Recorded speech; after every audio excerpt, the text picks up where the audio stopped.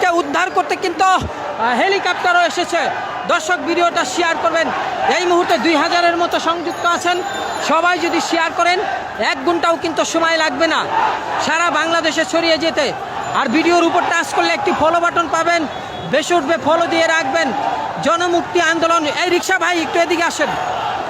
জনমুক্তি আন্দোলন সব সময় কিন্তু রাজনৈতিক লাইভ দিয়ে থাকে। দেখুন একই জায়গায় দাঁড়িয়েছিলাম, কত বড় মিছিল, কি পরিমাণ মিছিল ছিল সেটা কিন্তু আপনারা দেখছেন।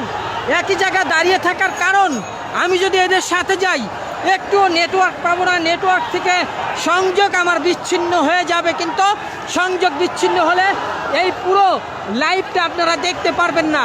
আর লাইভটা কিন্তু শেয়ার করে রাখবেন প্রোফাইলে, কারণ যখন মোবাইল ডাটা স্বাভাবিক হয়ে আসবে সারা বাংলাদেশের মানুষ দেখবে যে আজকে শাটডাউন যে ঘোষণা হয়েছে, এই শাটডাউনে জনগণের চাওয়া কি পাওয়া কি সেটা কিন্তু জানবে।